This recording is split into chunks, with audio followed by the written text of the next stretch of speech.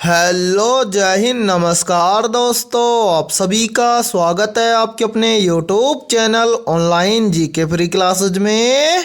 आज के इस क्लास में हम रेलवे ग्रुप डी परीक्षा 2025 के लिए नवा मॉडल पेपर लेकर आए हैं और इस नए मॉडल पेपर के अंदर हम बहुत ही इंपॉर्टेंट क्वेश्चनों को कवर करेंगे। और मेरे भाई ये सभी क्वेश्चन आपके रेलवे ग्रुप डी एग्जाम 2025 के लिए इंपॉर्टेंट रहेंगे, इसलिए इस नए मॉडल पेपर को आपको कंप्लीट देखना है और इस मॉडल पेपर के एंड में आपको बताना है कि आपके टोटल कितने क्वेश्चन है सही होते हैं। और यदि आप इस चैनल से पहली बार जुड़े हैं तो चैनल को कर लीजिए सब्सक्राइब और बेल आइकन को प्रेस करना, ताकि ऐसी शानदार क्लास का नोटिफिकेशन आपको सबसे पहले देखने को मिले। तो चलिए शुरू करते हैं आज के इस नए मॉडल पेपर को बिना देरी के।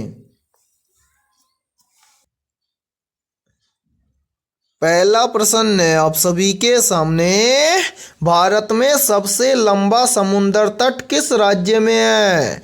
ऑप्शन ए है महाराष्ट्र राज्य में, ऑप्शन बी है गुजरात राज्य में, ऑप्शन सी है तमिलनाडु राज्य में और ऑप्शन डी है आंध्र प्रदेश राज्य में। तो यहाँ पर देखिए इन चारों में से करेक्ट आंसर हो जाएगा सभी का ऑप्शन है बी, यानी कि भारत में सबसे लंबा समुद्र तट है किस राज्य में? गुजरात राज्य में। तो पहले प्रश्न के अंदर करेक्ट आंसर हो जाएगा सभी का ऑप्शन है बी। तो चलिए फिर अगला प्रश्न देखते हैं।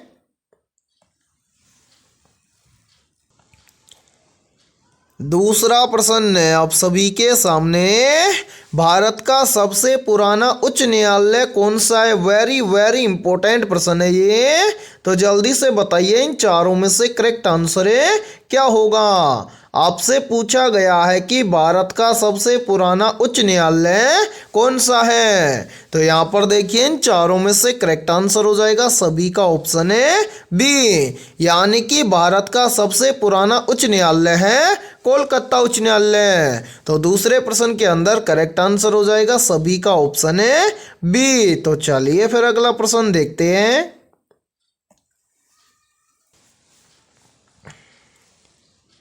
तीसरा प्रश्न है आप सभी के सामने, हर घर जल योजना किस मंत्रालय से संबंधित है?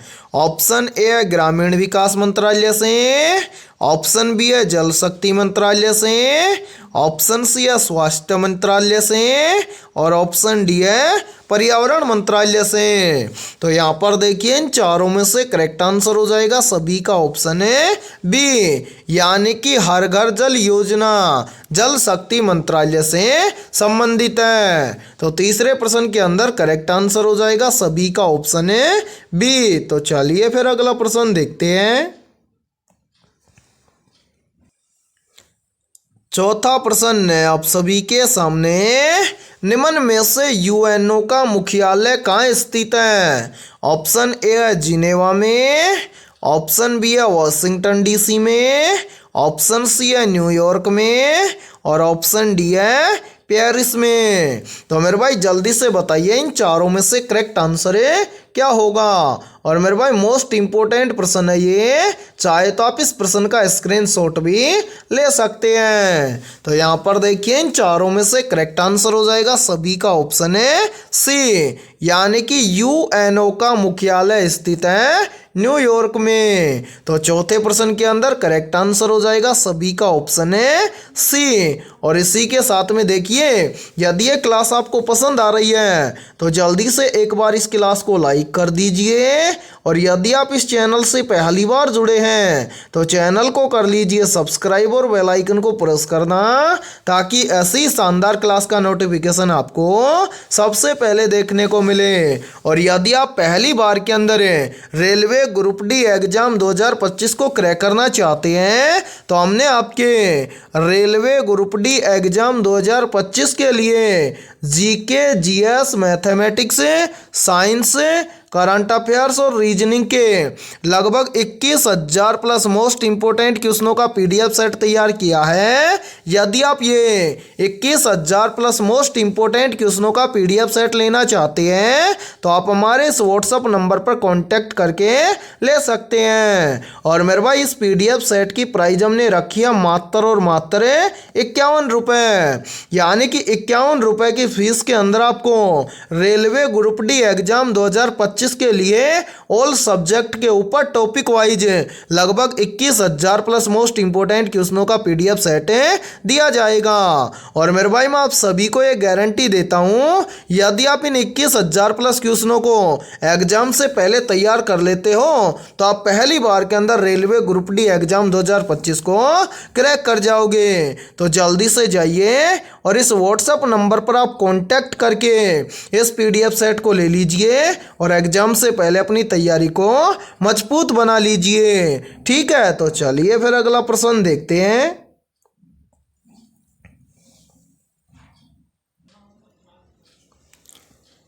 पांचवा प्रश्न है आप सभी के सामने, भारत में सबसे बड़ी जनजाति कौन सी है? ऑप्शन ए है संथाल, ऑप्शन बी है भील, ऑप्शन सी है गोंड और ऑप्शन डी है मीणा। तो यहाँ पर देखिए इन चारों में से करेक्ट आंसर हो जाएगा सभी का ऑप्शन है बी, यानी कि भारत में सबसे बड़ी जनजाति है भील जनजाति। तो पांचवें प्रश्न के अंदर करेक्ट आंसर हो जाएगा सभी का ऑप्शन है बी। तो चलिए फिर अगला प्रश्न देखते हैं।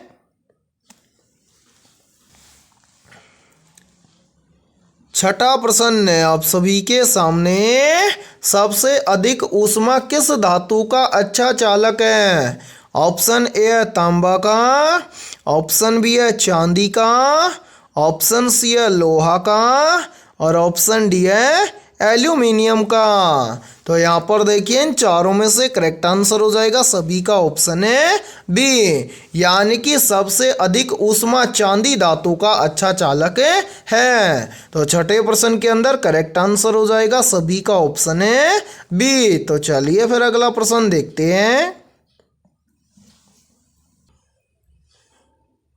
सातवां प्रश्न है आप सभी के सामने, वायुमंडल में ओजोन परत का मुख्य कार्य क्या है? ऑप्शन ए ऑक्सीजन उत्पन्न करना, ऑप्शन बी है पराबैंगनी किरणों को रोकना, ऑप्शन सी है पृथ्वी को ठंडा रखना और ऑप्शन डी है CO2 को नियंत्रित करना। तो यहाँ पर देखिए इन चारों में से करेक्ट आंसर हो जाएगा सभी का ऑप्शन है बी, यानी कि वायुमंडल में ओजोन परत का मुख्य कार्य है पराबैंगनी किरणों को रोकना। तो सातवें प्रश्न के अंदर करेक्ट आंसर हो जाएगा सभी का ऑप्शन है बी। तो चलिए फिर अगला प्रश्न देखते हैं। आठवां प्रश्न है आप सभी के सामने, रक्त में ऑक्सीजन का परिवहन कौन करता है? ऑप्शन ए है श्वेत रक्त कोशिकाएं, ऑप्शन बी है हीमोग्लोबिन, ऑप्शन सी है प्लेटलेट्स और ऑप्शन डी है प्लाज्मा।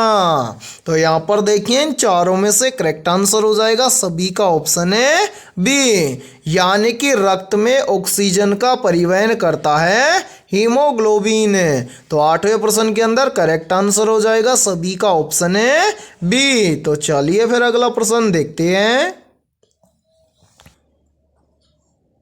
नौवां प्रश्न है आप सभी के सामने, जब किसी पदार्थ का पीएच मान 7 से कम होता है तो वह कैसा होता है? ऑप्शन ए है क्षारीय, ऑप्शन बी है अम्लीय, ऑप्शन सी है तटस्थ और ऑप्शन डी है अभिक्रियाशील।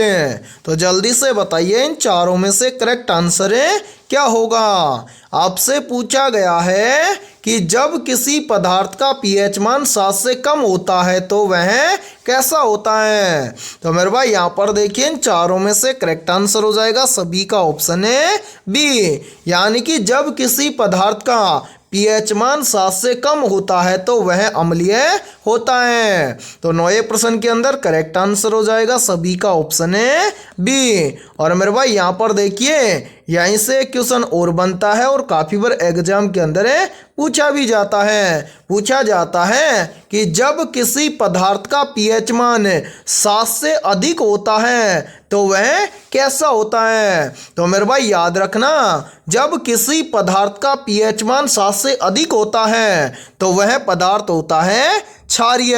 ठीक है, तो चलिए फिर अगला प्रश्न देखते हैं।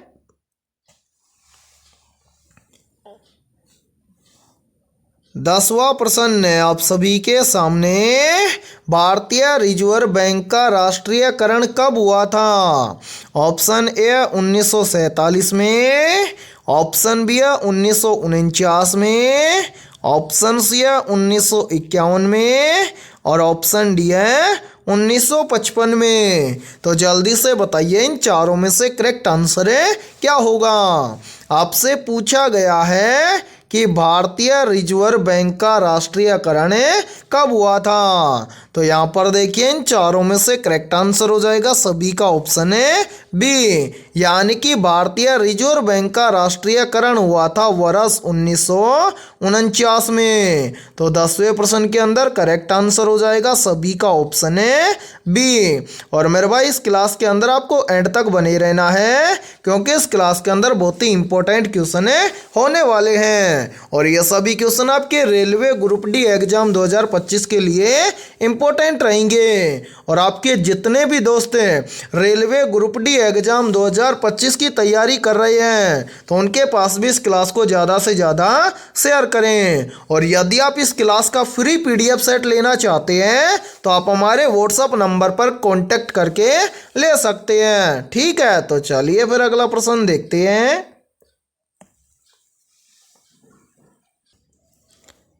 11वां प्रश्न है आप सभी के सामने।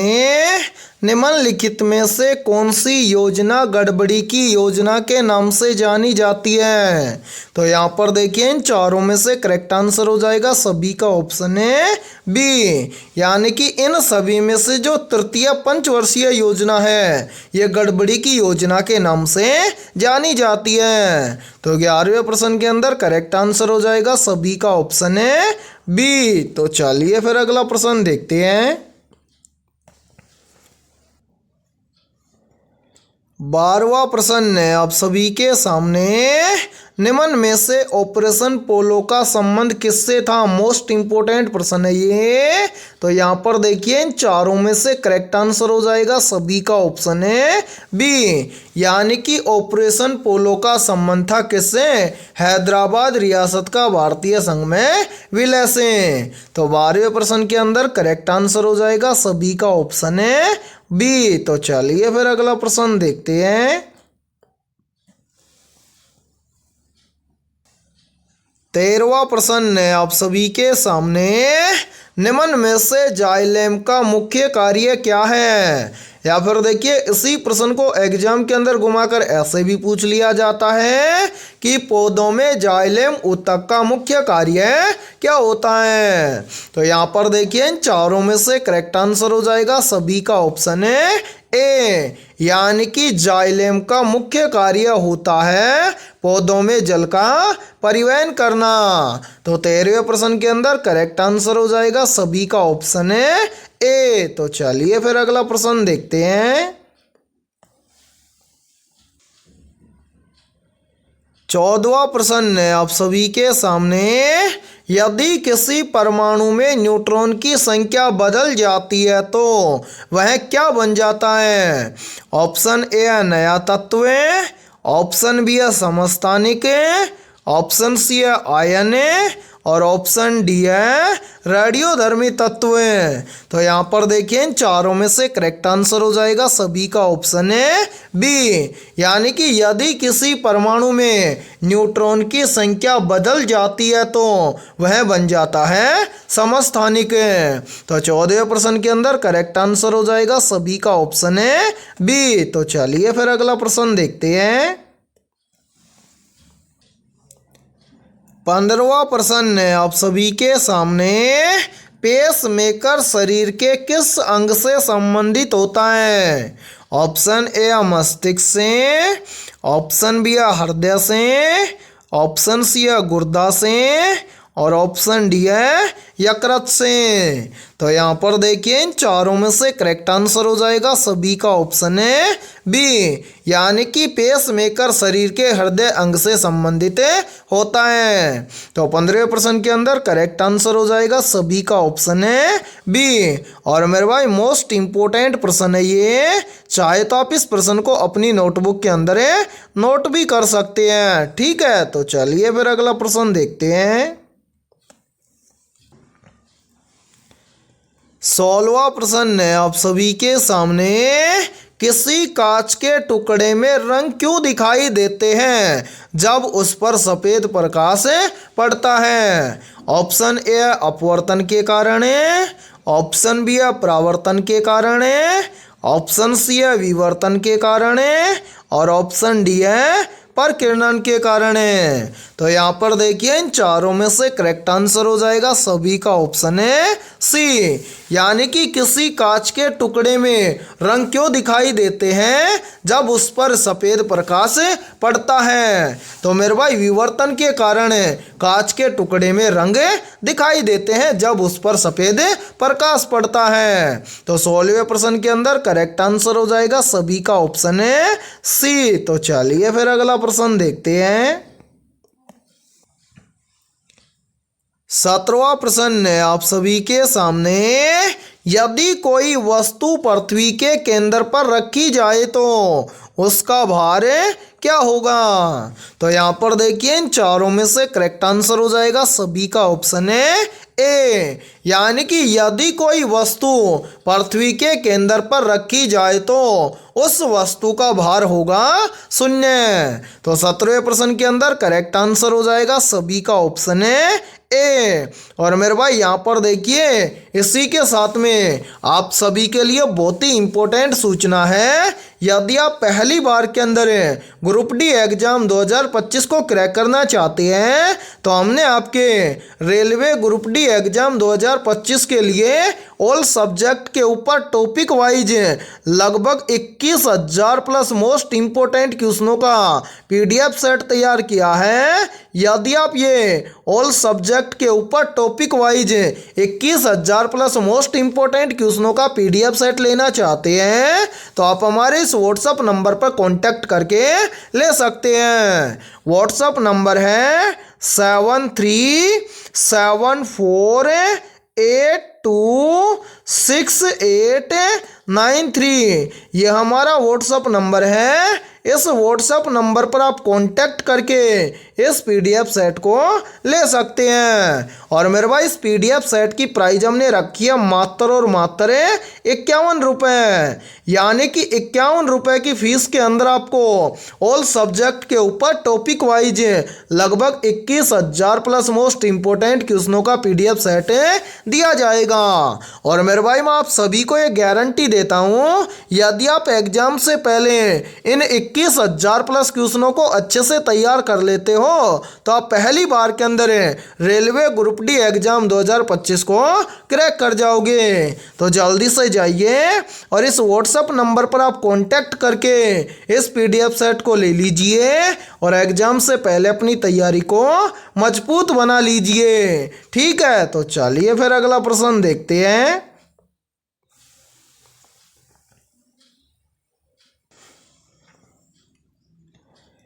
18वां प्रश्न है आप सभी के सामने, बैक्टीरिया में डीएनए किस रूप में पाया जाता है?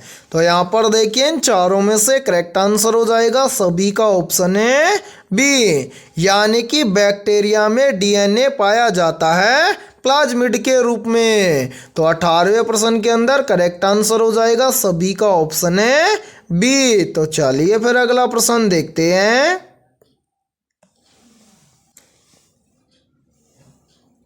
19वां प्रश्न है आप सभी के सामने, जब किसी धातु को अत्यधिक ठंडा किया जाता है तो वह किस अवस्था में प्रवेश करती है? ऑप्शन ए प्लाज्मा अवस्था में, ऑप्शन बी है अतिचालकता अवस्था में, ऑप्शन सी है गैसीय अवस्था में और ऑप्शन डी है अर्धचालक अवस्था में। तो यहाँ पर देखिए इन चारों में से करेक्ट आंसर हो जाएगा सभी का ऑप्शन है बी।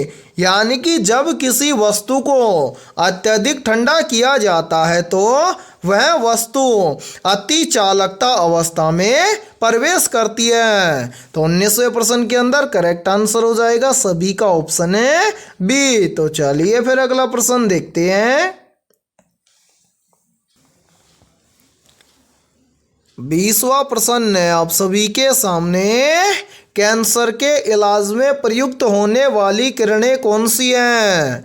ऑप्शन ए है पैराबैंगनी किरणें, ऑप्शन बी है गामा किरणें, ऑप्शन सी है एक्सरे किरणें और ऑप्शन डी है माइक्रोवेव किरणें। तो यहाँ पर देखिए इन चारों में से करेक्ट आंसर हो जाएगा सभी का ऑप्शन है बी। यानी कि कैंसर के इलाज में प्रयुक्त होने वाली किरणें हैं गामा किरणें। तो 20वें प्रश्न के अंदर करेक्ट आंसर हो जाएगा सभी का ऑप्शन है बी। और मेरे भाई आज की इस क्लास के अंदर इतना ही।